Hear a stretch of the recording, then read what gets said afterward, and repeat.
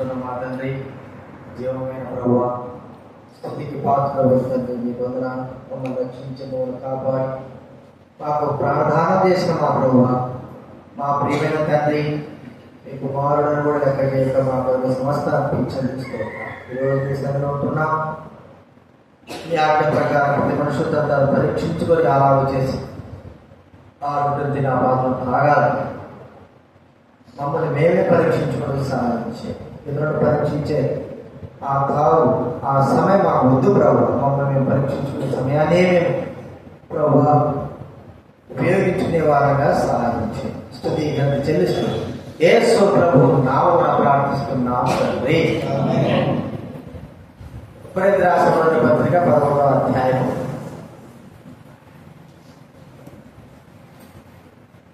28వ వచనము 29 అందరూ చదువుతుందా?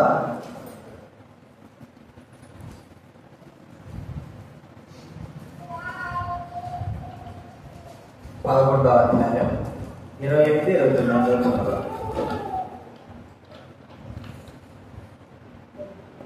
మొదటి కొరింథీ రాసిన పత్రిక 11వ అధ్యాయం 28, 29.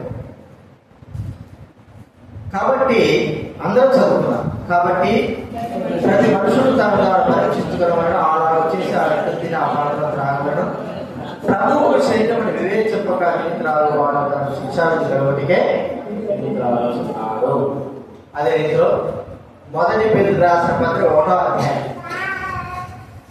14, 15, 16, 3 వచనాలు ఉన్నాయి. మొదటి పేరు రాసిన పత్రిక బైబిల్ వెనక నుంచి బైబిల్ తీసే నేర్చుకోవాలి. బైబిల్ తీయాలి. బైబిల్ వెనక నుంచి 215వ పేరు. బైబిల్ వెనక నుంచి 215. మొదటి పేరు రాసిన పత్రిక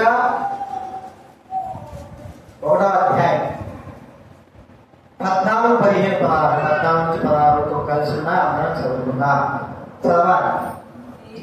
నేను పరిశుద్ధులైనాను కనుక మీరు పరిశుద్ధులై ఉండవలెనుగా మీరు విధేయులు పిల్లలై మీ పూర్వ అజ్ఞానశిలో మీకుండిన ఆశను అనుసరించి ప్రవర్తింపక మిమ్మల్ని పిలిచిన వాడు పరిశుద్ధులైన ప్రకారం మీరు సమస్త ప్రవర్తన ఎందుకు పరిశుద్ధులై పరిశుద్ధులైనటువంటి పరిశుద్ధత పరిశుద్ధులుగా ఉండి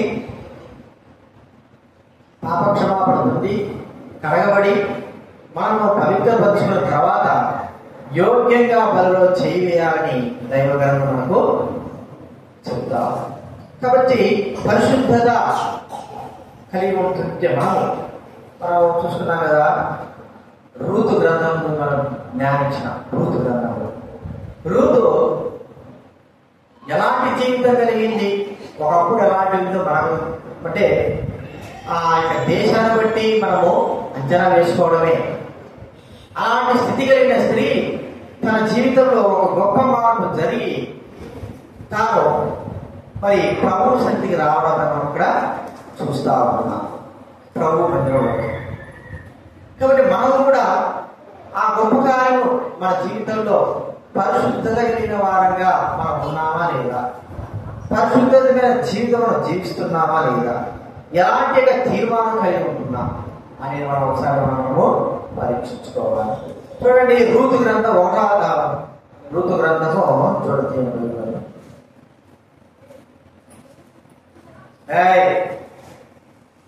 సండే స్కూల్ కడగండి, లేకపోతే ఇంటికి అడగండి.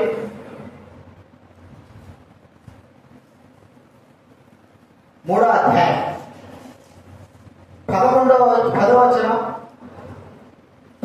చదువుకుందాం. రూతు గ్రంథం 3వ అధ్యాయం 10, 11 అందరూ చదువుతాం. బైబిల్ ముందు భాగం నుంచి 221. ముందు భాగం నుంచి 221 చూడండి. బైబిల్ ముందు భాగం నుంచి 221. రూతు గ్రంథం 3వ అధ్యాయం 10వ వచనం 11వ వచనం మనం అందరం కూడా కలిసి చదువుకుంటాం. 10, 11. అందుకు అతడు నాకు మారి యెహోవా చేత నీవు దీవెనలు అందిందావు, కొద్దివారినే గాని గొప్పవారినే గాని యవనస్తులను వెంబడింపక యుద్ధుడ వల్ల నీ మునుపటి సత్ప్రవర్తన కంటే వెనకటి సత్ప్రవర్తన మరి ఎక్కువైనది. కాబట్టి నా కుమారి భయపడకు, నువ్వు చెప్పినంత నీకు చేస్తాను. నీవు యోగ్యురాలైన జనులందరూ ఎరుగుదురు. మునుపటి సత్ప్రవర్తన కంటే వెనకటి సత్ప్రవర్తన గొప్ప. సత్ప్రవర్తన అంటే ఏంటి? మంచి మనకు అర్థమైంది. అంటే మునుపున్న దానికంటే ఇంకా ఎక్కువ మంచి కావడం. మునుపు బాగానే ఉన్నాడయా, ఇప్పుడు చూస్తే ఎక్కడ అయిపోయిందంటే చెడిపోయినాడు. మునుపు జీవితం బాగానే ఉండదు, ఇప్పటితోనే చెడిపోయింది. మరి ప్రజలు ఏమనుకుంటున్నారు వ్యక్తిని గురించి? మంచోడండి, యోగ్యుడండి, మంచోడు. ఎప్పుడు మనము మంచోడు అని చెప్పుకున్నాం చెప్పండి. మన పిల్లలు కావచ్చు, మనం కావచ్చు, ఒకసారి చెప్పుకుంటాం. పెళ్లిళ్ళ సమయాలు వచ్చినప్పుడు ఏం చేస్తారు? ఎంత దుర్మార్గం ఉన్నా సరే, ఎంత పాపంతో ఉన్నా సరే, పాపంతో ఉన్నా సరే, మా వాడు మంచోడయా, పెళ్ళి ఎంత తెలుస్తుంది మంచోడా చెడ్డోడా. మా బతుకు వచ్చినారు మీరు, ఇట్లాంటి దుర్మార్గునే ఇచ్చేది, ఇలాంటి పాపాలనే ఇచ్చేది. ఒక్కోసారి గొడవలైపోయి పోలీస్ స్టేషన్లో చెప్పడానికి వెళ్ళేది. అయితే అలాంటిది ప్రాముఖ్యం కాదు. ఎవరో మనం మా ఆయన మా అమ్మ చెప్పుకునే ప్రాముఖ్యం కాదు. ప్రజలైన వారు మన జీవితాల గురించి ఆశ్రయిస్తూ ఉంటారు. ఎందుకు అంటే మనం ప్రభువైన యేసుక్రీస్తుని అంగీకరించినాం కాబట్టి మన పైన లోకం యొక్క దృష్టి ఖచ్చితంగా ఉంటారు. ఎందుకంటే మనం చెప్పుకుంటున్నాం కదా, యేసు ప్రభు వారు పాపం లేని పాపరహితుడు. యేసు ప్రభు వారు నమ్మిన మనం అందరం కూడా అలాగే జీవిస్తామని చెప్పుకుంటున్నాం. కాబట్టి లోకం కూడా మనం ఏం చేస్తా ఉంది?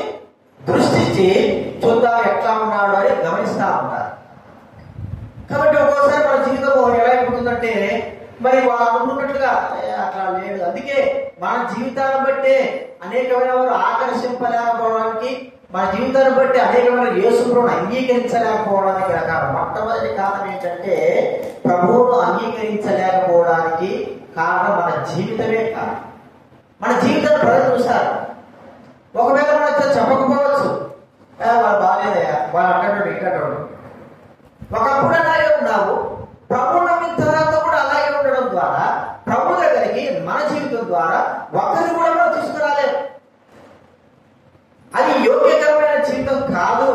మునుపటి సత్ప్రవర్తన కంటే ఇంకా పెరిగే కొద్దీ చూడండి, మన వయసు పెరిగే కొద్దీ మనలో మంచి లక్షణాలు రావాలని తల్లిదండ్రులు కావని సమాజంగా ఆలోచిస్తారు. వయసు పెరిగే కొద్ది ఇంకా దుర్మార్గంగా ప్రవర్తిస్తా ఉంటే ఏమంటారు? పాపాత్ముడు, దుర్మార్గం రాక. అంటే జ్ఞానం ఉండి, తెలివి ఉండి, ఆలోచన ఉండి, ఒక వయసుకు వచ్చిన తర్వాత ఏది మంచో ఏది చెడో తెలిసి ఇవన్నీ చెయ్యకూడదని గ్రహింపుకు వచ్చిన తర్వాత కూడా మనం అలాగే ప్రవర్తిస్తే సమాజం ఎలాంటైనా సరే పాపంతో ఉన్నా దుర్మార్గంతో ఉన్నా మనల్ని సమాజం చూసే విధానము ఒకసారి మనం గుర్తించాలి. ఇక్కడ మనం చూసుకుంటున్నాం, రూతు ఒక్క వ్యక్తిని బట్టి తన జీవితం అంతా కూడా పరిపూర్ణంగా మార్చబడింది. ఆ వ్యక్తి ఎవరు బట్టి? రూతు జీవితం మార్చబడడానికి గల కారణం వ్యక్తి ఎవరు? బైబిల్ చదివిన చేస్తారు, ఉదయం చేస్తానే బైబిల్ చదివినట్టు చదువుదా మీకు? నీకే లక్ష్మి చదువుదా మీకు? చదివినా బైబిల్ చదివినారా? నీకు చెప్పే బైబిల్ చేయొద్దామని చెప్పినా. ఈరోజు బైబిల్ చదివినావా? నువ్వు లేదా అబద్ధాలు ఆడకు, ఉన్నట్టు చెప్పాలి. చెప్పండి. అయితే ఇందులో చెప్తున్నారు కదా సిస్టర్స్ మీటింగ్ లో, రూతు ఎవరి ద్వారా ప్రభువుని తెలుసుకున్నది? చెప్పండి. నయోమి ద్వారా ఆమె ప్రభువును తెలుసుకుంది. సరే, మరి ఎలాంటి స్త్రీయో మనకు తెలియదు. తన దేశం గురించి, తన దేశ ప్రజల గురించి మనం ఆరాధన చెప్పుకున్నాం. మోసగాలు, పాపపు సంతానం, దౌర్భాగ్య స్థితి. మరి వాళ్ళతో పాటు ఉన్నటువంటి ఆ స్త్రీ ఒకవేళ అలాంటి స్థితి కలిగి ఉందేమో, ఉండొచ్చు. ఎందుకంటే ఆ దేశంలో ఉన్న వారందరూ కూడా అదే స్థితిలో ఉన్నారు కాబట్టి ఆమె కూడా అలాగే ఉన్నారు. అయితే ప్రభు అయిన దేవుణ్ణి, నిజ దేవుణ్ణి నయోమి తన జీవితంలో, తన కుటుంబం ద్వారా ఆమె ఎప్పుడైతే పరిచయం చేసిందో తన జీవితం పరిపూర్ణంగా ఏమైపోయింది? పరిపూర్ణంగా మార్చబడింది. ఎలాగ మార్చబడింది? కొన్ని విషయాలు మనం గుర్తిస్తే మనము కూడా అలాగ ఉన్నామా లేదా, మనము కూడా అలాంటి స్థితిలో కలిగి ఉన్నామా లేదని ఆశ్చర్యపోవచ్చు. చూడండి, మొట్టమొదటిగా ఆమె మరి దేవుడు తెలుసుకుని తన దేశమును విడిచి దేవుని వెంబడించడము అనేది మనం చూస్తాం. చూడండి, రూతు గ్రంథం 1వ అధ్యాయం. రూతు గ్రంథం 1వ అధ్యాయం 16వ వచనం చదవండి. ఎవరైనా రూతు గ్రంథం 1వ అధ్యాయం 16వ వచనం చదవండి. అందుకు రూతు, నా వెంబడి రావద్దనియు నన్ను బ్రతిమాలపడవద్దు, నీవు వెళ్ళు చోటనే నేను వెళ్ళదను, నివసించు చోటనే నేను నివసించను, నీ జనమే నా జనము, నీ దేవుడే. చూడండి, ఒక రూతు తనకు ఒక గొప్ప అవకాశం వచ్చింది. తిరిగి తన ఇంటికి వెళ్ళవచ్చు, తన తల్లిదండ్రులు వెళ్ళవచ్చు. అయితే నిజ దేవుడు తెలుసుకుని, నిజ దేవుడి యొక్క దైవుడి యొక్క క్రమము తెలుసుకుని, ఆ దేవుడి యొక్క పరిశుద్ధత తెలుసుకున్న ఆ వ్యక్తి నిజ దేవుడు వదలడానికి ఇష్టపడడం లేదు. నిజ దేవుడిని సేవించేటువంటి నయోని వదిలిపెట్టడానికి ఆయన ఇష్టము. ఒక తీర్మానం చేసుకున్నది ఏమంటే, నన్ను విడిచిపెట్టి వెళ్ళొద్దు, పో అని చెప్పొద్దు. నేను పోను, నీ జనమే నాది, నువ్వు ఎక్కడికి వెళ్తావు అక్కడికి వెళ్తావు, నువ్వు ఎక్కడికి తీసుకుంటే అక్కడే ఉంటా. అది ఏదైనా సరే, అడవులైనా ఏదైనా సరే నేను అక్కడే ఉంటాను. నువ్వు ఎక్కడైతే నివసిస్తావు నేను అక్కడే ఉంటాను. నీ ప్రజలే నా ప్రజలు, నీ జనమే నా జనం, మనమే మన ఇద్దరు వెళ్ళదయా అంటే ఒక మాట తను ఒక తీర్మానం చేసుకుంది. ఏం తీర్మానం అంటే, దేవుడు నమ్మిన తర్వాత నేనే నేను వెంబడిస్తాను, ఇక ఎవరిని కూడా నేను వెంబడించను. చూడండి, తీర్మానము ఎప్పుడు నిలిచున్నది? అప్పుడెప్పుడో చేసుకున్న తీర్మానం. తన దేశంలో మరి ఆ చేసుకున్న తీర్మానం తన దేశంలో వచ్చినా కూడా ఆమె ఆ తీర్మాన ప్రకారంగా జీవించగలుగుతూ వచ్చింది. ఈ దినాల్లో మనం ఎన్నో తీర్మానాలు చేసుకుంటున్నాం. ఒక్క తీర్మానమైనా నిలబడిందా చెప్పండి? 30% చేసిన తీర్మానాలే నిలబడ్డాయి. మిగతా తీర్మానం ఎప్పుడో ప్రతి సంవత్సరం తీర్మానాలు అలాగే నిలిచిపోయి ఉన్నాయి. గొప్ప దెబ్బగా ఉన్నాయి. అవన్నీ బయటికి తీస్తే ఎన్నో పేరు. ఒకసారి నేను తీర్మానం చేసుకునే పత్రం పేపరు రాసి పెట్టుకోవాలి. ఆ రాసి పెట్టుకోండి అనేది ఆ సేవకులు దొరికింది. ఏం తీర్మానం ఇప్పుడు 2009 2007 ఇప్పుడు కాదు. అప్పుడు ఎక్కడ పెట్టుకోవాలా? ఆ పేపర్ దొరికింది అనుకో, దొరికే చదువుతుంది చిన్నగా. ఒక్కటైనా నిర్వర్తించినావా వీటిలో అంటే ఏం నిర్వర్తించాలి చెప్పు? రాసి పెట్టుకుంటే మర్చిపోతానేమో అని రాసి పెట్టుకున్నా ఒకటి కూడా 3 గంటలు చేయాలా తీర్మానం. 50 వేసేది 5:30 6కి కదా, అంతేనా? ఏ తీర్మానం చెప్పు?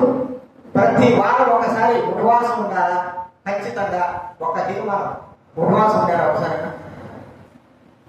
నేను నా ప్రార్థన ఉపవాసం మాట్లాడలేదు. ఎంతమంది నిజంగా ఉపవాస ప్రార్థనతో వచ్చాను చెప్పండి? చేయగలుగుతారు. అన్నం నిరపోకుండా వచ్చిన వాళ్ళు 2-3 నేను కూడా 4 ఉపవాస ప్రార్థన. ఇక ఇట్లాంటి ఎన్నో 1-2 ఒక్కొక్క తీర్మానం. అంటే ఒక రూతు మయాబిరాలు తాను చేసుకున్న తీర్మానం ఎంత గొప్పదంటే దానిని తన మరణం వరకు కూడా నిలిచి ఉండేటట్టుగా తాను చేస్తున్నారు. తీర్మానం అంటే ఊరికే ఏదో మాట చెప్పడం కాదు. మనం అందరం కూడా రవీంద్రనాథ్ ఠాగూర్ గురించి ఒకసారి ఒక పేపర్లో వచ్చింది. ఏమని వచ్చిందంటే, ఆయన ఈ భారతదేశంలో స్వాతంత్రం కోసం పోరాడుతూ ఉంటే గాంధీ మహాత్ముడు ఆయన కలిసి ఏదో స్వాతంత్ర పోరాటంలో ఒక చోట ఉన్నారు. గాంధీ తాతకి మధ్యాహ్నం భోజనం చేయగా నిలబడడం అలవాటు. తినడం కొద్దిగా ఎవరికైనా ఉంటారు కదా, ఆ శరీరం తత్వం. మరి ఈ రవీంద్రనాథ్ ఠాగూర్కి అసలు అలవాటే లేదట. తిన్నా అసలు ఏదో ఒక పని చేస్తానే ఉంటారు. అసలు నిలబడు.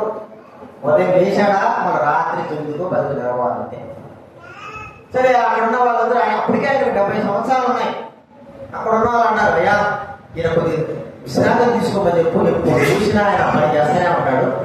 ఈ వయసులో కూడా ఆయన అన్నం తిని తర్వాత మధ్యాహ్నం కొద్దిగా విశ్రాంతి తీసుకోవాలంటే గాలి తప్పనట. అయ్యా ఎందుకు ఊరికే ప్రయాసపడుతున్నావు? అన్నది రావడం విశ్రాంతి తీసుకోవాలి. ఆయన ఒక మాట అన్నాడు ఏంటంటే, నా 13వ ఏట 12వ ఏట నేను ఒక తీర్మానం చేసుకున్నాను. దాని మా ఏమో తీర్మానం అంటే మధ్యాహ్నం పూట నిద్రపోకూడదు. అర్థమైందా? తిన్నామంటే లేదా చదువు చెప్పండి. అలాగే తింటాము లేవరు అందరికీ తినడం లేవరు. మధ్యాహ్నం పూట నేను నిద్ర పోకూడదు తీర్మానం చేస్తున్నాడు ఎవరు? రవీంద్రనాథ్. ఇప్పుడు నాకు 70 సంవత్సరాలు వచ్చినాయి. ఏ రోజు కూడా నేను మధ్యాహ్నం పూట నిద్రపోలేదు. అనారోగ్యం వచ్చినా సరే ఇప్పుడు నువ్వు వచ్చి చెప్పి నిద్రపో అంటే నేను ఇన్ని సంవత్సరాల నుంచి తీర్మానం చేస్తున్నట్టు ఏమవుతుంది? ఒక్క దెబ్బతో ఉదయం నేను ఆదివారము ఉదయం నుంచి మధ్యాహ్నం ఏం తినకూడదని తీర్మానం చేసుకున్నాను. అది కొన్ని సంవత్సరాలు నడుస్తాను. 2019లో నవంబర్ డిసెంబర్ 3వ తేదీ నేను హైదరాబాద్ లో బాలనగర్లో సేవ చేస్తా ఉంటే బాప్టిజాలు వచ్చినాయి. ఉదయాన్నే లేచిన 7 గంటలకు పోయి బాప్టిజం ముంచి తీసుకొచ్చినాము. అందరికి టిఫిన్ పడతా నేను కూర్చోవాలన్నా ఎవరైనా బాప్టిస్తారు కూర్చొని నా కూడా పెట్టారు. ఉప్మా తినేసి అయిపోయింది. నేనేం తీర్మానం చేస్తుంది చెప్పండి? ఆదివారము తినకూడదు. తినేసిన తర్వాత గుర్తుకొచ్చింది అంత తినేసి లోపలికి వారికి ఎంత పని అయిపోయిందా ఇంత కూర్చొని అంత అయిపోయింది. ఇప్పుడు నాకు ఎంత బాధ వస్తుందంటే ఇన్ని సంవత్సరాల నుంచి నేను ఆ తీర్మానంతో ఉన్నదంతా కూడా ఏమైపోయినట్టు ఒక్క దెబ్బతో పోయింది. ఇప్పుడు అప్పటి నుంచి కూడా ఉన్నా కానీ ఒక్కటి నాకు మనసు బాధపడతాను. ఆ రోజు తిన్నాని ఆ రోజు కూడా తినకపోయింటే అర్థమైందా మీకు? తీర్మానం అనేది దైవికంగా శరీర సంబంధంగా నేను చెప్పడం కాదు, కానీ దైవికంగా మనం చేసే తీర్మానంలో ఖచ్చితంగా ఉండాలి. ఖచ్చితంగా మనం ఉండాలి. శరీర సంబంధంగా ఒక వ్యక్తి లోక సంబంధ వ్యక్తి రవీంద్రనాథ్ ఠాగూర్ అన్నాడు 12 సంవత్సరాల నుంచి నేను ఈ తీర్మానంలో ఉన్నాను. మధ్యాహ్నం కూడా నేను ఇప్పుడు 70 సంవత్సరాలు వచ్చాయి. ఈ తీర్మానం వయసు మీరు పోయిందంటే 60 సంవత్సరాల తర్వాత అందరికి నిద్ర ముసలివాళ్ళకి అందరికి ఏమి లేదు. ఎప్పుడు తింటే లేదా పడుకుంటే కానీ ఆ వ్యక్తిగా రాలేదు. అది అలవాటు చేసుకుంటారు. ఎందుకంటే శరీరంలో కొద్దిగా మరి సుఖపెట్టడానికి లేకపోతే ఆ శరీరం మంచిగా చూసుకోవడానికి కొద్దిగా బ్రతకడానికి. కానీ ఆ తీర్మానానికి దూరంగా ఉన్నారు. ఇదినా రూత్ ఎలాంటి తీర్మానం చేసింది మనకు అర్థమైపోయింది. నీ జనమే నా జనం, నీ దేవుడే నా దేవుడు. ఎక్కడ తను మోయాబు దేశంలో చేసింది. అది ఎంతవరకు తన ప్రాణం ఉన్నంత వరకు కూడా తీర్మానం కాపాడుతూ వచ్చింది, నడిపిస్తూ వచ్చింది. ఈ దినాల్లో నువ్వు ఏ తీర్మానం చేసుకున్నా, ఎలాగ జీవించాలని కోరుకున్నా, ఎలాగ ఉండాలని కోరుకున్నా, ఎలాగ ప్రభు సంతోషపెట్టాలని కోరుకున్నా, ఎలాగ ప్రభు దగ్గర నీ తీర్మానం చేసుకున్నావు, నీ సొంతగా నువ్వు హృదయపూర్వకంగా తీర్మానం చేసుకున్నావు, నిలబెట్టుకున్నావా? అన్ని తీర్మానాలన్నీ ఏ యుద్ధంలో అయిపోయాయి కదా, అన్ని పోయాయి, ఒకటి కూడా లేదు. ఏమిటి ఒక్క తీర్మానం నిలిచిందా అంటే ఏమి లేదు, అన్ని గాలి కొట్టుకుపోయినట్టే. పేపర్ మాత్రం తెలిసింది, తీర్మానం మాత్రం లేవు. అంతేనా? మన జీవితం ఎలా చూసాను. ఒక రూతు మోయాబీయురాలు ఎంతగా మనకు మాదిరికరంగా ఉందంటే తీర్మాన ప్రకారంగా జీవించిందామె. స్త్రీ, బలహీనమైన స్త్రీ, దేవుడు ఎరగని స్త్రీ, దేవుడు అంటే తెలియని స్త్రీ, లోక పాపముతో తన వంశం కూడా పాపంలో మునిగి తేలుతున్నటువంటి స్త్రీ ప్రభువును తెలుసుకున్న తర్వాత ఒక తీర్మానం ఎలాగ మార్చబడిందంటే అలాగా మార్చబడి ఇక్కడ ధనుషు మొదలుపెట్టి ప్రభువును తెలుసుకున్న తర్వాత అంత తీర్మానం కలిగిన వ్యక్తులుగా మనం ఉంటాం. ఊరికే వస్తానా పోతానా బాప్తిజం తీసుకున్నా దేనికి మనకు వస్తాను చెప్పు? మన జీవితంలో దేనికి మనకు వస్తాను? ఒక తీర్మానం ఇన్ని రోజుల నుంచి ఏది ఏప్రిల్ జరిగిన ఆపరేషన్ చేసినప్పటి నుంచి నా మనసు కొట్టుకుంటాను. 10 గంటలకు ఆరంభించాలి, రావాలా ఏమన్నా వాళ్ళైతే కాదు. ఈ రోజైనా సరే ఎట్లయినా సరే రావాలని ఆ బైక్ వేసుకొని ఎట్టో కూడా వచ్చినా మనసు తట్టుగా పోయిసారి పరివారం రావాల్సింది. మనసు తట్టుకోలే కదా. ప్రతిసారి మనం చెప్పిందో ఒకటి చేసేదో ఒకటి 10 గంటలు 10 గంటలు రావాలనుకున్న పద్ధతి కావాలి. ఎట్లయినా సరే వచ్చినా అయినా కూడా 10 గంటలు కదా. మీరు ఎవ్వరు రాకపోయి అంత ఒక కరెక్ట్గా వస్తారు. కరెక్ట్ 10 గంట ఒకగానే వచ్చేస్తాను అంత. మరి అంత ఉత్తరాలకైనా ఆ సమయంలోనే వస్తారు. మనం ఏం చేస్తాం చెప్పండి? ఏం పనులు ఉంటుందన్నారు, ఏం తీర్మానం చేసుకున్నాం. కనీసం ఈ సంవత్సరం దేవుడి సన్నిధికి క్రమంగా వస్తారు. ఒక తీర్మానం చేసుకున్నావా? చేసుకునింటాం కానీ నిర్వర్తించాం. కానీ నిర్వర్తించాం. ఈ సంవత్సరం ప్రతి మీటింగ్ నేను వస్తానని తీర్మానం చేసుకునింటావా? చేసుకునింటాం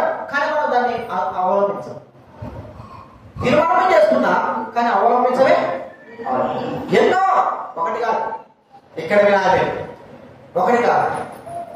మోయాబేలు రూతు ఎంత తీర్మానం అంటే ఆమె మరణం వరకు కూడా ఆ తీర్మానం నిలిచి ఉన్నారు.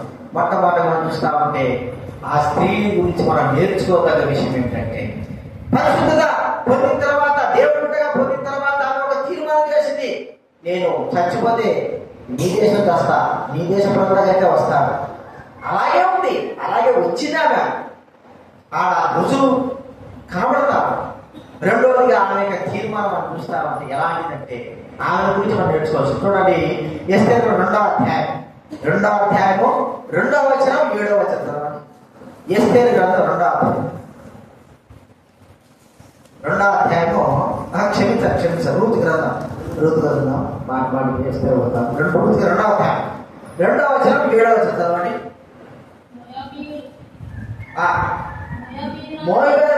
రాజైన ఋతు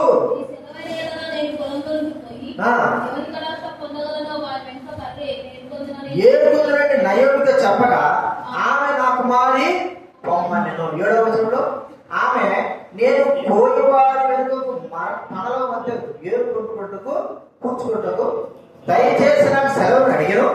ఆమె వచ్చి ఉదయం మొదలుకొని ఇది వరకు ఏరుకొచ్చుండెను, కొంతసేపు మాత్రమే ఆమె ఇంట కూర్చుంటారని పనివాడు చెప్పాను.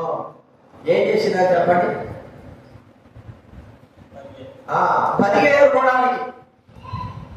మరి రూతుతో నయోమికి చెప్తుంది, అతనికి పోయి పరిగెత్తుకు వస్తాను, నాకు ఆహారం కావాలి కదా, మరి మనము తినాలి కదా, పరిస్థితి కాబట్టి పోయి పరిగెత్తుకుని వస్తాను. అనుకో మాకు వెళ్ళింది. ఎప్పుడు పోయింది? పరిగెత్తుకో. 10 దినాల్లో 12 గంటలు మొదలుపెట్టేవారు చెప్పండి. కరెక్ట్గా 6 గంటలు. ఇంకా అప్పుడు ఇంకా పని ఎక్కువ ఉంటే 5:30 6 గంటలకు మొదలుపెట్టారు. ఖచ్చితంగా 6 గంటలు మొదలుపెట్టారు. ఇంకా 6 దినాలు ఉంటే సాయంత్రం 6 గంటల వరకు ఉండేవారు. సాయంత్రం వేరే దగ్గర పనులు పోతాడు. ఇప్పుడు ఏం చేస్తారు చెప్పండి? 8:30 9 పోయేది, సాయంత్రం 5 గంటలకు వచ్చేది. ఒక క్షణంలోనే ఉండరు. ఎందుకో 8 గంటలే పని ఎక్కువ చేయకూడదు, అంతేనా? గవర్నమెంట్ ఆర్డర్ అయితే 8 గంటలే పని అంతకుమించి ఎక్కువ ఉండకూడదు. ఇంకంటే ఆమె ఉదయం మొదలుకొని సాయంత్రం వరకు కూడా పనిగా, అంటే పని చేసేటువంటి వ్యక్తిగా మనం చూస్తుంది. ఎవరి కోసం చేస్తా ఉంది? ఎవరి కొరకు అండి? తన అత్త కొరకు, తన కొరకు ప్రయాస పడతా ఉంది. ఎవరు వస్తున్నా ఏమి ఆమె అత్త చెప్పి ఇంటికి పోమా అంటే పోయిండొచ్చు కదా. సుఖంగా ఇంటికి పోతే ఇక్కడ వినాలి, మీరు మాట్లాడద్దు గంగమ్మ, ఇక్కడ మీరు మాట్లాడదు, నాకు వినపడుతుంది, మీ స్వరం వినపడుతుంది. పైగా ఏరుకోవడానికి వెళ్ళింది. చూడండి, వెళ్ళిన తర్వాత మరి స్త్రీలు ఏం చేస్తారంటే ఇంటికి వెళ్తారు. పడుకోపడు. ఎందుకు చెప్పండి? ఇంటికాడికి పోతే ఏ పని చెప్పరు, కూర్చోబెట్టి పెళ్లి అయింది కాబట్టి. పెళ్లి కాకపోతే ఏం చేయాలా? ఇంట్లో పనులన్నీ చేయాలి. అది పెళ్లి కాబట్టి ఇంట్లో తప్పదు. ఉదయం మొదలు సాయంత్రం వరకు దానికి తోడు ఎన్నో ఇంకా మాటలు చెప్పడానికి. అప్పుడప్పుడు అక్కడ కూడా ఇంత మంచిగా మాట్లాడతాడు. పో మా ఇంటికి పోతే చెయ్యి వెళ్ళిపోతుంది, 10 రోజులు పోవాలి. పోతే వెళ్ళిపోతుంది. ఆడి మీద కూడా ఈ షోలు తప్పకుండా అర్థమైందా?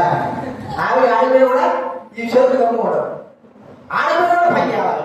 ఎవరికి? వాళ్ళ అక్కకి, వాళ్ళ చెల్లెలకి, వాళ్ళ తమ్ముడికి పని. ఆడి మీద కూడా ఇంకా అక్కడ ఎక్కడ చేతులు పని, అక్కడ చేతులు పని, ఇక్కడ చేతులు పని కూడా. అందుకే ఏడే ఉంటుంది. ఏం చేస్తాం ఇప్పుడు? ఈ రూట్ ఎలాంటి చెప్పండి? ఇంటికి పోయింది ఏమైంది చెప్పండి? సంతోషం ఉండేది లేదా? అత్తతో ఫోన్లు అవసరం లేదు, అత్తకి పెట్టాల్సిన అవసరం లేదు. ఎవరు అవసరాలు కాబట్టి ముసలాలు అయిపోయి ఖచ్చితంగా ఒక తీర్మానం చేసి వచ్చిన తర్వాత తాను పని చేయవలసి ఉంది. చూడండి, ఉదయం మొదలుకొని సాయంత్రం వరకు తన అత్త కొరకు, తన కొరకు పని చేయడం అనేది మనం చూస్తాం.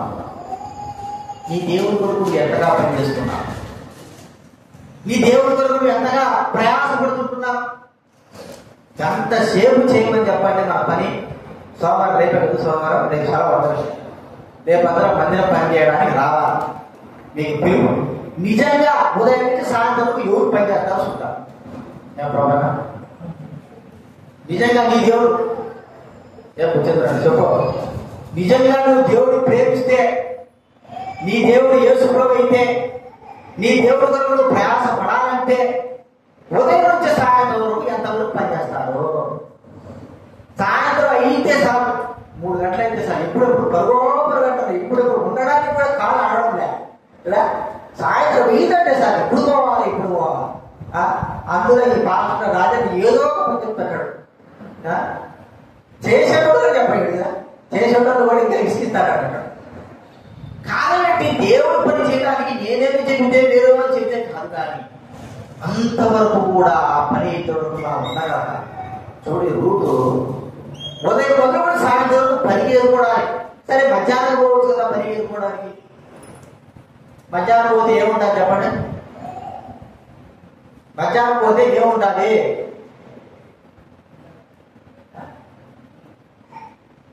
మధ్యాహ్నం ఉదయమో లేగానే పనికి ఇంత ఉదయాన్నే నాలుగేసి పని చేసిన అన్నా కూడా సరే ఉదయాన్నే వేసి పోయినా అనుకో, పోకుండా మధ్యాహ్నంగా నుంచి 10 గంటల అన్నం చేసి వెళ్ళినా అనుకో, ఏం జరుగుతుంది? 11 గంటల పోతే ఏముంటుంది? ఏముండదు. అర్థమైందా? మనలాగే పరిగెత్తుకునే వారు అనేకమైన వారు వస్తారు. ఆమెకి ఏమి కూడా దొరకదు. ఉదయాన్నే పోతేనే ఆమెకి ఏదైనా దొరికేదానికి అవకాశం ఉంటుంది. మన ఇష్ట ప్రకారం 11 గంటలకు 12 గంటలకు పోతానేనంటే అది ఏమి కూడా ఉండదు. నీకంటే ముందు వచ్చిన వాళ్ళే ఉంటారు. నీకు ఏమి కూడా ఉంచుకోకుండా అంత కూడా తీసుకొని వెళ్ళిపోతారు. పరిగెత్తుకునే వారు చాలా మంది ఉన్నారు. ఉదయాన్నే ఎందుకు వస్తారంటే వెంటనే పోసిన వారు అనుకుంటారు. ఆ పడిపోయిన ఇది కూడా ఏర్పడడానికి సిద్ధంగా ఉంటారు. ఎవరు ఆకలి వాళ్ళది, ఎవరు బాధ వాళ్ళది. అంతేనా? ఇప్పుడు మన విజయవాడ జరిగింది, వరదలు వచ్చినాయి. పై నుంచి హెలికాప్టర్ నుంచి ఏం చేశారు? అన్నం పొట్లాలు వేశారు. దొరికినోడికి సంతోషం, దొరకనోడికే దుఃఖం. అక్కడ జరిగేది కూడా అన్ననే జరిగినాయి. కొందరు లోపల ఉంటున్నారు, ఇళ్ళలో ఇరుక్కుపోయినారు, వాళ్ళకి అన్నాలు లేవు. దరిద్రంలో ఉన్న వారికి నీళ్ళ బాటలు వెళ్ళి చేశారు. లోపల ఉన్న వారికి వాళ్ళ సంగతి ఏమిటి? ఉదయాన వెళ్ళితేనే తనకు పరిగణి తనకు దొరుకుతుంది. కాబట్టి తన కుటుంబానికి మరి ఆహారము దొరుకుతుంది. దేవుడి పనికి కూడా అలాగే మనం జీవించాలి. ఉదయమే ఆయన సేవ పరిచర్య కొరకై మనకు సమయం ఉన్నప్పుడు ఆయన సేవా పరిచర్య కొరకై మనం ముందుకు కొనసాగాలి. ఈ దినాల్లో దేవుడి పని చేయమంటే మాత్రం ఎంత బాధ అంటే చెప్పడేంత బాధ. ఎంత నేను చూస్తాను కదా, దేవుడి పని చెయ్యమంటే ఇది నా పని కాదయ్యా, దేవుడి పని అంటే ఎంత బాధ కదా. అదే అధికారులు చెబితే మాత్రం కింద పడి దొల్లాడి పని చేస్తారు. అధికారులు చెప్పినా, మన పై అధికారులు చెప్పినా. మరి దేవుడు పరలోకపు దేవుడు అందరికంటే అధికారి కదా, ఆయన పని చేయడానికి మనం ఎందుకంత మా బాధ వేదన? అప్పుడప్పుడు ఆలోచిస్తాంట, ఇది దేవుడి పని చేయడానికా లేకపోతే ఎవరి పని చేయడానికి, ఎవరు పని చేస్తున్నారో అనిపిస్తారు. దేవుడి పని చేయడానికి మనం ఎంతైనా సరే సిగ్గు అవమానం వదిలిపెట్టాలా, సమయాన్ని వదిలిపెట్టాలా, ఆయన కొరకే ముందు కొనసాగాల. నువ్వు చేస్తావని నీకు రక్షించింది నీ పని కొరకై. ఆయన పని కొరకై నీకు రక్షించింది ఎందుకు? నీ కొరకు ఎవరో లోకంలో డబ్బిస్తే చేసేది కాదు. డబ్బిస్తే అందరూ చేస్తారు. అడిగేస్తే దేవుడు తృప్తి లేదు కదా. ఇప్పుడు మనం ఉన్న ఇంట్లో డబ్బు ఉన్నంత మాత్రం ఇంట్లో మన పనులు మనం చేసుకోకుండా పని మనిషికి ఇస్తే తృప్తి ఉంటుందా? వాడు ఎక్కడ కూడా పని మనిషి ఏం చేస్తాడు? పని మనిషి ఇలాగే ఉంటాడు. బట్టలు సరిపడము, ఇల్లు బాగుపడము, ఏదో కూడా చేస్తాడు.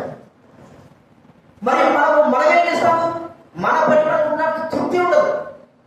దేవుడి పని దేవుడి బిడ్డలు చేసుకునేంత తృప్తి ఎక్కడ ఉండదు. దాని కొరకే బాగులాడాల, ప్రయాసపడాల, ఇంకా దైవ పని నేను ఎక్కువ చెయ్యాల. ఏ సమయంలో, ఏ వయసులో నయోమి పరిగెరుకోవడానికి పోయితే జరిగే పరిస్థితి ఏమిటన్నా చెప్పండి. నయోమి పరిగెరుకోవడానికి పోతే జరిగే పరిస్థితి ఏమిటి? నయోమి ఎవరు వస్తారా? ఇలాగ కూర్చుంటే లేదు. మరి ఎంతని ఆమె సమకూర్చగలదు? ఆమె సమకూర్చే పనంతా కూడా ఏమైపోయింది?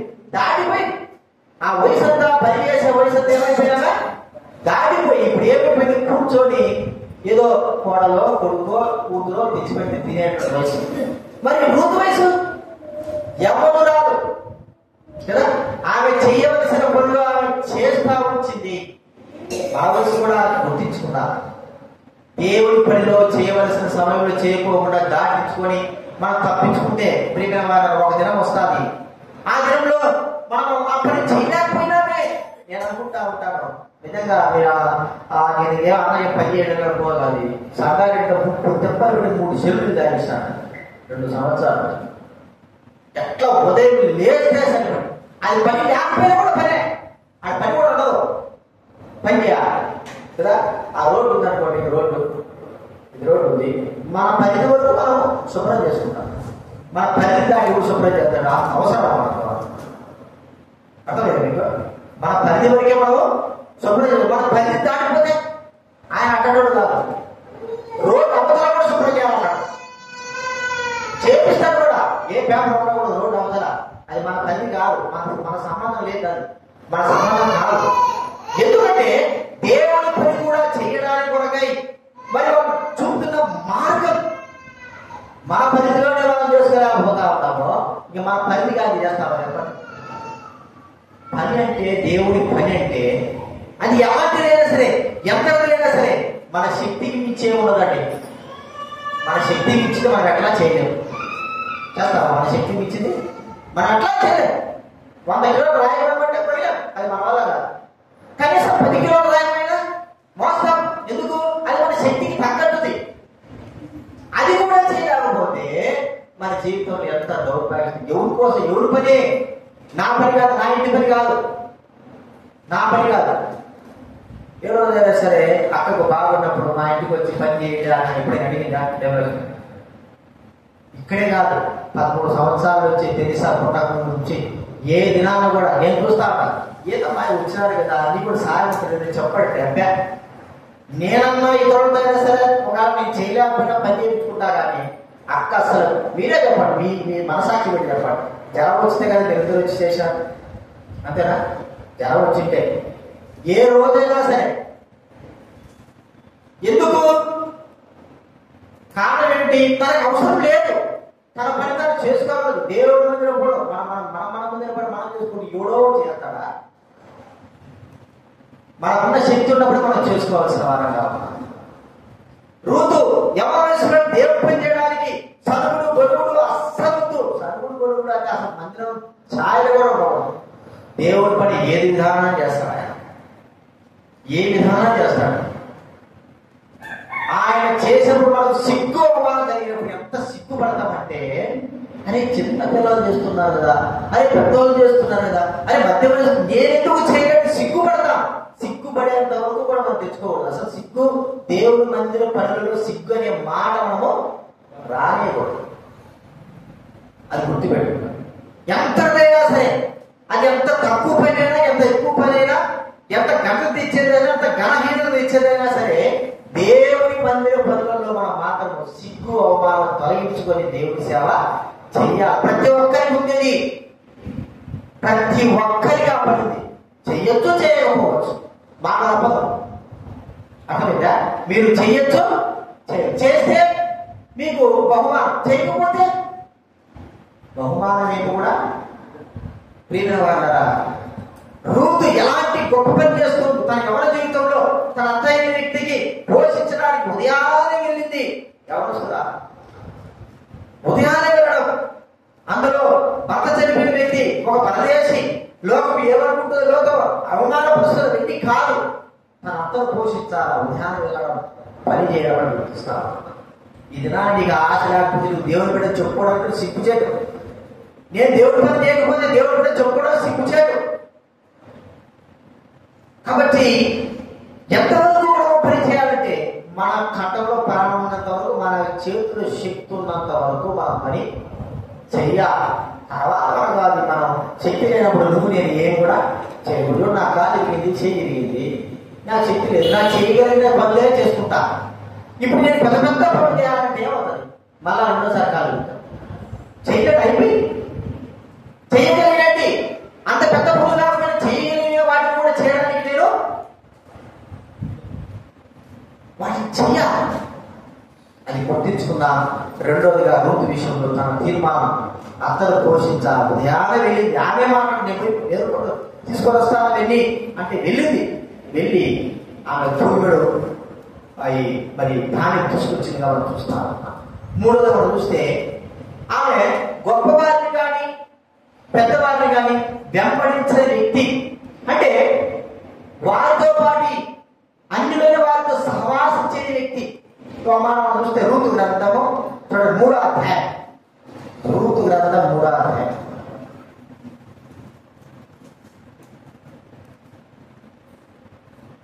10వ వచనం. నా కుమారి యెహోవా చేత నీవు దీవెనలను గొప్ప కొద్దివారినే గాని గొప్పవారినే గాని యవనస్తులను నువ్వు వెంబడింపక ఉండుట వలన. చూడండి, యవన జీవితంలో 10 సంవత్సరాల తర్వాత మరి యవన వయసులో తన వివాహం జరిగింది. చిన్న వయసులో తన భర్త చనిపోయాడు. తన ఇష్టం వచ్చినట్టు జీవించవచ్చు. అత్త దగ్గరకు వచ్చినా కూడా తన అత్తకు సంబంధించిన వారితో పాటు గొప్పవారి కొద్దివారి గొప్పవారు వెంబడించే హక్కు తనకుంది. తన ఇష్టం వచ్చినట్టుగా వెళ్ళే హక్కు ఉంది, సహవాసం చేసే హక్కు ఉంది. కానీ ఆమె చేయదు, ఎవరు వెంబడించలేదు. తన అత్తయ్య నయోమిని వెంబడించిన వ్యక్తిగా చూసుకుంటున్నా, అన్యులతో సహవాసం చేసిన వ్యక్తిగా కాదు, ఎక్కబడితే వెళ్ళడం కాదు. దినాల్లో అన్యులతో సహవాసం చేసి దేవుని వదిలిపెట్టేవారుగా ఉంటున్నారు, దేవుడికి దూరం పెట్టేవారుగా ఉంటున్నారు. ఎంత దౌర్భాగ్య స్థితి! బాప్తిని తీసుకున్నారు, బదులు చేస్తారు, ప్రార్థన చేస్తారు, దేవుడికి దూరం అయిపోతారు. అన్యులు వెంబడించడమే దీనికి కారణం. ఒకవేళ రూతు కొద్దివారిని కానీ గొప్పవారిని కానీ వెంబడించి ఉండింటే నయోమి దగ్గరికి వచ్చేదే కాదు, నయోమితో పాటు ఉండేది కాదు. తన ప్రవర్తన మరి చెడ్డదిగా ఉండేది కూడా చూస్తూ ఉంటాం. ఎందుకంటే సహవాసము, తను చేసే సహవాసం బట్టి తన జీవితంలో మార్పు అనేది మనం గుర్తిస్తాము. దేవుడి బిడ్డైనటువంటి నయోమితో ఆమె సహవాసం చేస్తూ వచ్చింది. దేవుడి బిడ్డ నయోమితో ఆమె నిలిచుకుంటూ వస్తుంది. నీవుతో సహవాసం చేస్తున్నా, ఎవరితో నిలిచి ఉంటున్నా? చూడండి, నేను నిజంగా వాస్తవం చెప్తాను. దైవబిడ్డలతో సహవాసం చేసి దేవుడితో సహవాసం చేసే వ్యక్తి ఖచ్చితంగా దేవుడి సన్నిధికి రాగలడు. దైవబిడ్డలతో సహవాసం చేయకుండా దేవుడితో సహవాసం చేయలేని వ్యక్తి దేవుడి సన్నిధికి రాడు, ప్రభు సన్నిధికి ఉండడు, దేవుడి సన్నిధిలో ఉండలేడు. ఎందుకు? సహవాసం అంటే వెళ్ళింది. రూతు ఎవరిని వెంబడిస్తా ఉంది? నయోమినే వెంబడిస్తా చెప్పింది, ఆదినాలు చెప్పింది. తాను ముందు వరకు కూడా ఇంటికి వచ్చిన తర్వాత కూడా ఆదినాలు కూడా చెప్పింది. ఎంతో మంది ఎన్నో విధాలుగా తనను ఆకర్షించుండవచ్చు, ఎన్నో విధాలుగా పాప సంబంధం చూపించుండవచ్చు. ప్రేమిన వాట ఎవరిని రాపడించాలి, ఎవరితో సహవాసం చేయాలి. నయోమితోనే సహవాసం, నయోమితోనే ఉంటూ వచ్చింది. మన సహవాసం ఎవరితో ఉంది? ఇది నా గుర్తించుకుందా? దేవుడితో ఉందా? దైవుడితో ఉందా? దైవ మందిరంతో ఉందా? దైవ సన్నిధితో ఉందా? లోకస్తులతో ఉందా? లోకస్తులతో ఉన్న వ్యక్తి యొక్క సహవాసం ఏం చేస్తుందంటే దేవుడి మందిరానికి ఏ వ్యక్తి కూడా రానివ్వదు. లోకస్తుల సహవాసమే మనము దేవుడి సన్నిధికి దూరం అయిపోవడానికి కారణం. ఒకప్పుడు మనం చేస్తున్న తీర్మానం అంతటికి దూరం కావడానికి కారణం లోకస్తుల సహవాసమే. సహవాసం చేయొచ్చు, చేయకపోవచ్చు. చేస్తే ఏమైపోతాం? లోకస్తులు సహవాసం చేస్తే ఏమవుతా చెప్పండి? దేవుడికి దూరం అవుతాం. లోకస్తులతో దూరం ఉంటే ఏమవుతాం? దేవుడికి దగ్గర. నీ సహవాసం ఎలాగ ఉంది? ఎవరిని వెంబడిస్తున్నావు? ఎవరితో వెళ్తున్నావు? ఎవరితో తిరుగుతున్నావు? లోకస్తులతోనా, దైవతులతోనా, దేవుడి సన్నిధితోనా, దేవుడితోనా? ఎవరితో తిరుగుతున్నావు? ఎవరితో సహవాసం కలిగి ఉంది? ఒక్కసారి గుర్తించుకో. రూతు ఎక్కడి నుంచో వచ్చింది, ఒక్క మాట అక్కడి నుంచి వచ్చింది. నీ జనమే నా జనం, నీ ప్రజలే నా, నీతోనే నేను ఉంటా, సస్తే నీతో వస్తా, బతితే నీతోనే. ఆ మాట చెప్పింది, అక్కడికి వచ్చింది, ఆ దేశంకి వచ్చింది. కొద్దివారి గొప్పవారిని వెంబడించే హక్కు ఉన్నా, అధికారం ఉన్నా ఆమె వెంబడించలేదు. తన అత్తయ్య రూతు మరి నయోమితోనే ఉంటూ వచ్చింది. ఆమె గుర్తించుకోవాలి. అది తీర్మానం అంటే. మన ఇష్ట ప్రకారం పోయేది కాదు, మన ఇష్ట ప్రకారం జీవించేది కాదు. వాక్యం వింటున్నాం పోతాను, మళ్ళా వింటున్నా మళ్ళా పోతాను, మళ్ళా వింటున్నా మళ్ళా పోతాను. ఇంకెక్కడ వారం రోజులంతా లోకంతో సహవాసం ఉండి ఒక్కరోజు దేవుడితో సహవాసం ఉంటే ఉండడానికి వస్తే నీకు ఎక్కడ లోకంలో ఉన్న వాళ్ళంతా కూడా నీ మైండ్, నీ ప్రవర్తన అలవాటు అన్ని కూడా లోకంతో ఉన్నాయి. ఇక ఒక్క రోజుతో ఏం పని చేస్తుంది?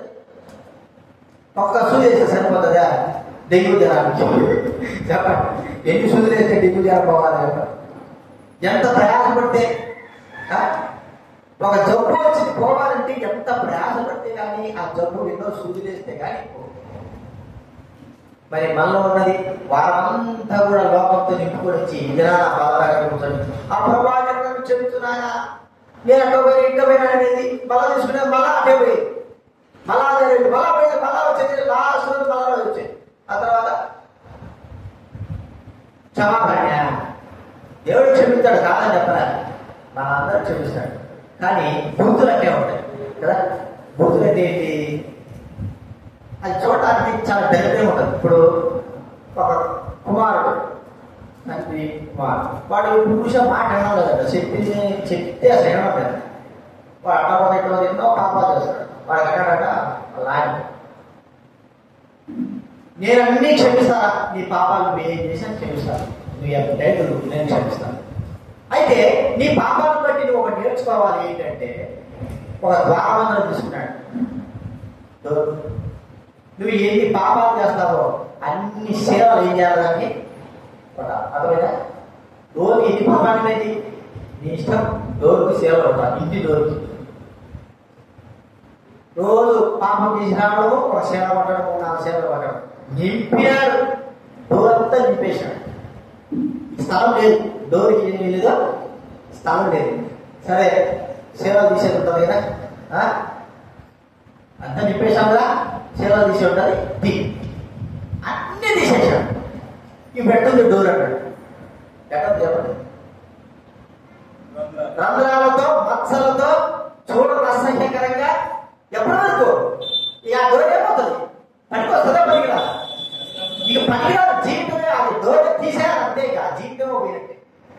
అదే ఒక శీల పడినప్పుడే, ఒక రంధ్రం పడినప్పుడే ఏదో ఒకటి రంధ్రం పెట్టుకుంటే డోర్ ఏమవుతుంది? మరి జీవితం అంతే.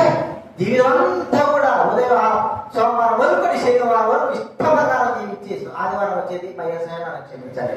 తర్వాత అలాగే ఎన్ని వారాలు, వారానికి 7 రోజులు కొట్టుకో. నీ జీవితానికే నీకే శీలలు కొట్టుకోవాలా. ఒక్కసారి అన్ని ఎలా కనబడతాయి? చూడండి, అసహ్యమైన జీవితం. నీకే అసహ్యం అయితే దేవుడికి ఇంకెంత అసహ్యం ఉంటుంది? ఆ స్త్రీ ఎలాగ జీవించిందంటే ఒక్కసారి గుర్తిస్తే, ఆమె అన్యుడితో సహవాసం దూరం వెంబడించడానికి తనకు అవకాశం ఉన్నా కూడా, తను మరో సంబంధం చేసుకోవడానికి అవకాశం ఉన్నా కూడా, తను ఎవరైతే ఆధారం చేసుకొని సుఖ సౌఖ్యాలకు ఆధారం చేసుకునే అవకాశం ఉన్నా కూడా వదిలిపెట్టుకొని ఎవరిని వెంబడించిందంటే నయోమిని వెంబడించింది. అది ఇష్టం వచ్చి తిరుక్కొని వచ్చేది దేవుడు ఉన్నాయని కాదు. తీర్మానం అంటే మన జీవితంలో చివరిగా 4వ చూస్తే రూతు గ్రంథం 3వ అధ్యాయం 10వ తీసుకుందా? నా కుమారి, యెహోవా చేత నీవు దీవెనలున్నావు, కొద్దివారినే గాని గొప్పవారినే గాని నీ మునుపటి సత్ప్రవర్తన కంటే వెలుపటి సత్ప్రవర్తన మరి ఎక్కువ. ఇది అసలేమ్మా సత్ప్రవర్తన, మంచి ప్రవర్తన. మనకు తెలుసు మంచి ప్రవర్తన అంటే మనం ఏం తెలియడం కాదు, చిన్నపిల్లలేం కాదు. మంచి ప్రవర్తన ఏమిటి? మంచి ప్రవర్తన ఎలాగా? మంచి ప్రవర్తన ఎలా? సత్క్రియలు, దేవుని యొక్క మంచి క్రియలు చేయడమే మంచి ప్రవర్తన. దేవుని యొక్క వాక్యానుసారంగా జీవించడమే మంచి ప్రవర్తన. దేవుడు ఇష్టకరంగా జీవించడమే మంచి ప్రవర్తన. మన ఇష్ట ప్రకారం జీవించడం కాదు, అది గుర్తుపెట్టుకోండి. మన ఇష్ట ప్రకారం అస్సలు ఆ మాటే నా ఇష్టం. ఇప్పుడు అందరూ కూడా అదే. ఎందుకు చిన్నపిల్లలకి, దేవుని బిడ్డలకి, చిన్నపిల్లలు కూడా చెప్పలేకపోతున్నాను నేనంటే, నా ఇష్టం. సరే వాళ్ళని చెప్తామంటే వాళ్ళని కూడా నా ఇష్టం అంటాడు. మంచి మాట. మంచి మాటలు ఎవరు చెప్పారు? ఎవరు చెప్పినా నా ఇష్టం అంటే చేస్తా. మంచి బాగా వసూతరం చెప్పేవారు. మాట చెప్పినప్పుడు వినకపోతే ఒక మంచి సూత్రం చెప్పాడు. ఎప్పుడు విషయం గుర్తు వస్తాడు. ఒకడు చిన్న పిల్లడు రొట్టె తింటున్నాడు. చిన్నపిల్లలు ఎలా ఉంటాయి తెలుసు కదా, ఆడు దగ్గర కూర్చుంటున్నాడు. అప్పుడు రోడ్డు ఏం చేస్తున్నాడు? రొట్టె తింటున్నాడు, తింటాడు, దగ్గర కూర్చుంటున్నాడు. ఒక దాన్ని పోతాడే ఇలా ఎవడైనా సరే ఏరికేటప్పుడు తింటాడా సరే అంటే వాడు అన్నాడట, నీకేమి నీకు అంత ఉప్పేమి అద్దుకోవాలి అత్త మీద. అత్త మీకు బాగా అర్థం చూసుకోవాలా. మనం ఏదైనా మంచి మాట చెప్తే ఏమవుతుంది? పట్టించుకోండి ఇష్టం. మన అదే లేదు. వాడు పిల్లడు అంటాడు, పిల్లడు అంటే కూడా చేస్తాడు, తప్పేం లేదు. వాడు పిల్లడు చేసే వ్యవహారం అంటాడు. మంచి మాట చెప్తే ఇదే రకాలుగా ఇప్పుడుందా సత్ప్రవర్తన అసలు లేదు, ఏమి లేదు. ఋతువు ఏ మంచి మాట చెప్తున్నాయేమి? అమ్మా నేను నీ విశ్రాంతిని ఇవ్వాలనుకుంటున్నాను, నువ్వు భర్తలేమో ఉన్నావు, నీకు భర్తనే చూడాలి, నా బాధ్యత. సరే ఈ పలానా సమయంలో బోయేసి చుట్టాడు, నువ్వు పోవాలా ఈ పరిస్థితి. ఆ పరిస్థితి మనకైతే ఎట్లా అనిపిస్తుంది? మన విషయం ఎట్లా అనిపిస్తుంది చెప్పండి? అరే నిజా ఇది ఇలాంటి దౌర్భాగ్యం జీవితం పనికి మారి జీవితం అనుకుంటాను. కానీ అదొక పద్ధతి ప్రకారంగా నయోమి తన క్షేమము చెప్పినప్పుడు తనకు కష్టమైనా సరే ఆమె ఆ మాట నెరవేర్చి చెప్పినప్పుడు వినేటువంటి స్వభావం మన జీవితంలో కలిగి ఉండాలి. సత్ప్రవర్తన అంటే మంచి ప్రవర్తన, ఎదురుపు తిరిగేది కాదు, దేవుడికి ఇష్టకరమైన ప్రవర్తన. ప్రియమైన వారరా, ఈ దినాల్లో మరి అలాంటి వారు కావాలని చూస్తున్నాడు దేవుడు.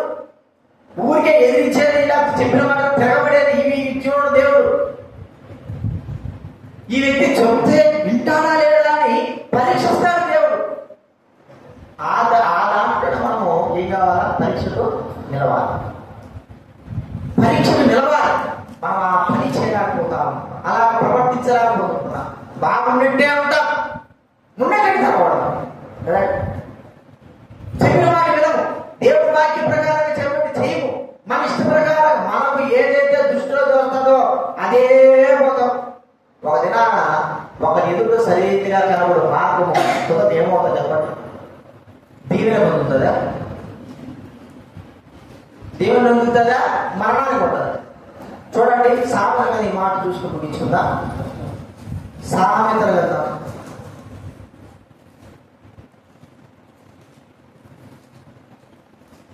పద్నాలుగు